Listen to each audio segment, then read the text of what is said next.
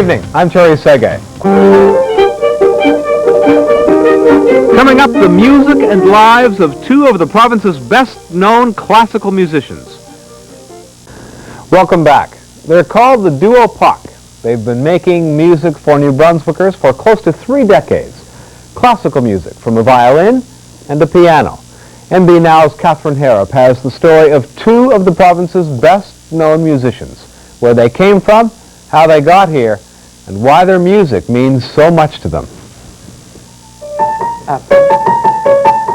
This is not an ordinary home.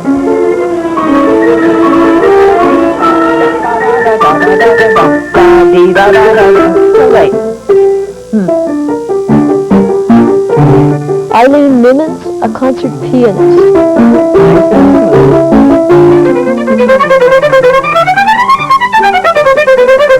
And Joseph Pach, a renowned violinist. So it becomes sort of feeling of effortless. But once you start playing,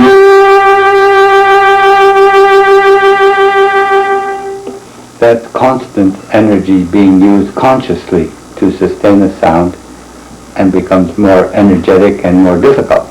And then when the nerves come into play in performing and you play a long note and you have nerves, you end up doing your bow will bounce on the string and then you give yourself away. Well, sometimes you give yourself away. Anyway, that's your... Put your fingers. Well, that's just a little silver off the string. Really? Yeah, they must be super callous. Well, there's a good pad on the finger eventually, yeah. And that sometimes depends on how much of this we do.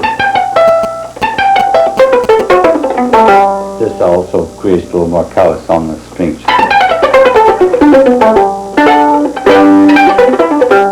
What led Joseph Pach and his wife Eileen to Fredericton close to 30 years ago is a very interesting story. That's my first violin.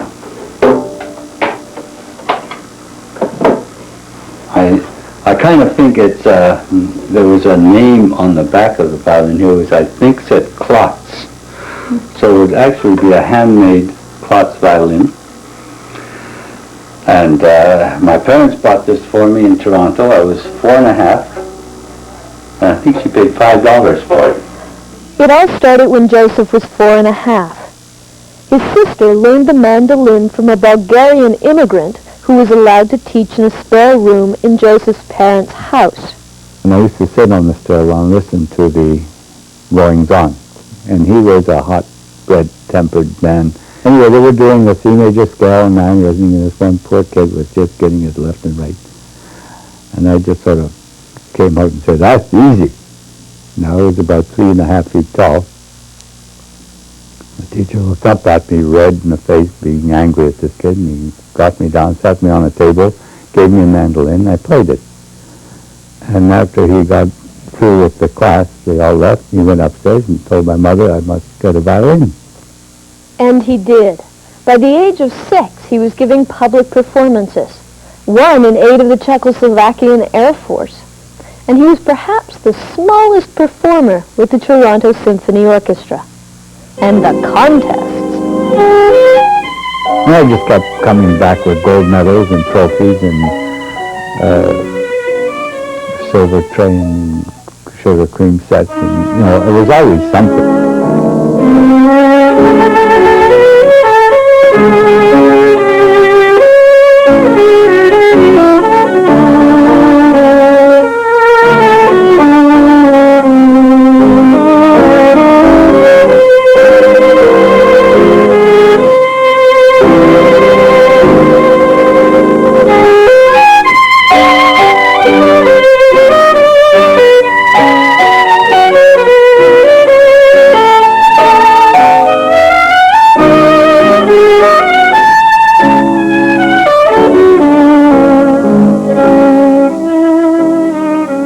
On a shelf, cutouts of a little Joseph Pach, carefully put together by his father.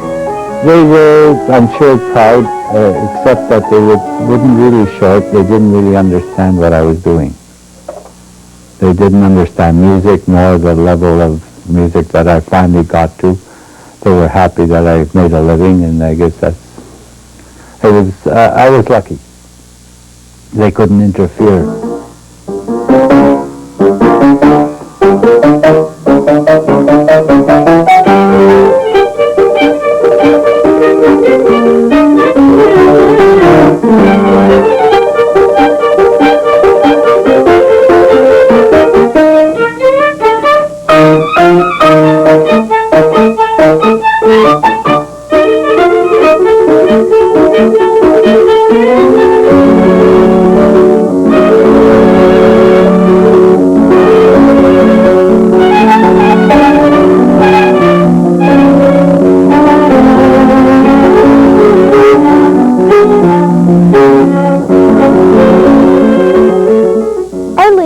grew up in Vancouver with a father who loved ragtime music and betting on horses, and a brother who had his own band. She had a love for tap dancing. The wig was her mother's idea. I grew up surrounded by music, and tap dancing was movement, was the way it was expressed. I loved doing that. And then eventually from that I went into piano, but I really liked that. So when did Arlene Nimmons, concert pianist, hook up with the virtuoso violinist? And he was at a party with another girl, gorgeous blonde fiddle player. I don't remember that. No, I know you don't. And so began their partnership in music and marriage 40 years ago.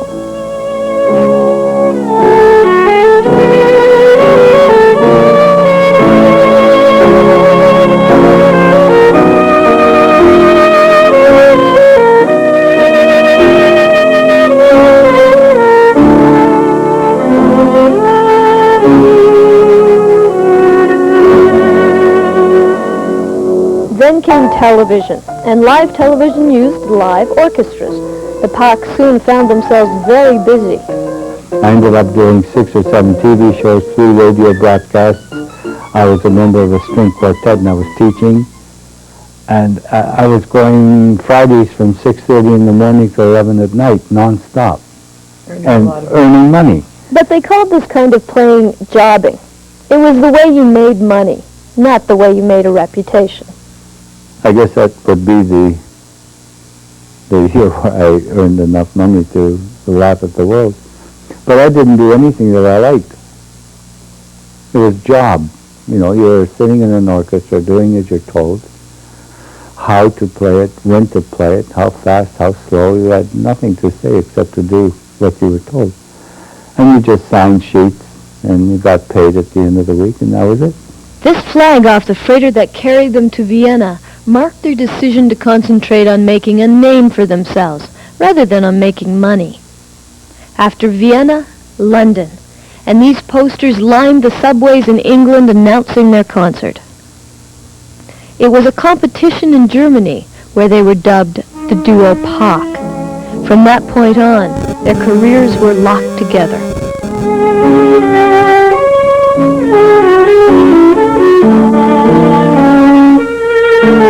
What does Joseph think of when he's playing with Arlene? Why she's playing so loud? No, I don't know. I just like the sound of that's what I think about. I listen to the sound, and I like the sound of the violin.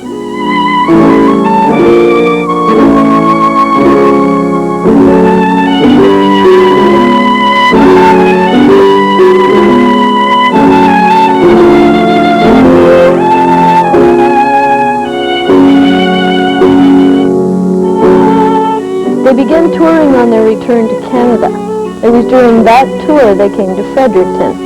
They were offered positions as musicians in residence. We thought, well, we spent 6 months in Vienna, 6 months in London. What's wrong with spending a year in Fredericton? That was close to 30 years ago. They had their adventures in New Brunswick. Nothing was faked in this publicity photo. Grand piano on the rocks because the movers forgot the wheels, covered bridge and all. We finally were all arranged, and the photographer was there, and the car came, in a truck. And we said, look, we'll move, we'll let you through. No, the fellow said, and he was gaping with his mouth open as well, and he said, no, I'll go home the long way. Their careers at UNB were marked by the birth of one more child. They also realized that they had chosen lifestyle over prominence. That meant always battling to be recognized as serious musicians because they lived in New Brunswick. But in retrospect, is there anything they would have done differently? There's a few things I would change. I wouldn't sell some of the bows I bought as a student. Those bows were $125 to $150 today, starting at $15,000, $20,000, and $30,000. I used to sell them, trade them, and I'd keep all the bows. I think I would have paid a little more attention to the background that my father had musically, because it was in the ragtime era. It I became very interested in it when a few years ago, and I wish I had paid more attention to him and talked to him more about it. Other than that, anything we've done together, no.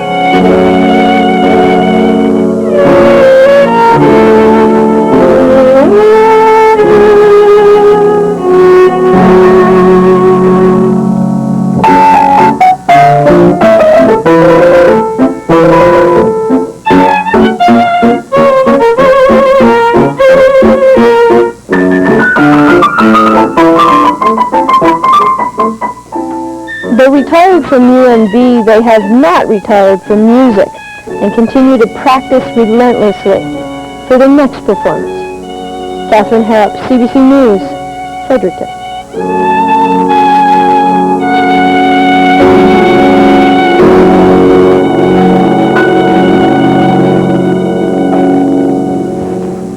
When we come back, something less uplifting, the latest on the Bosnia situation.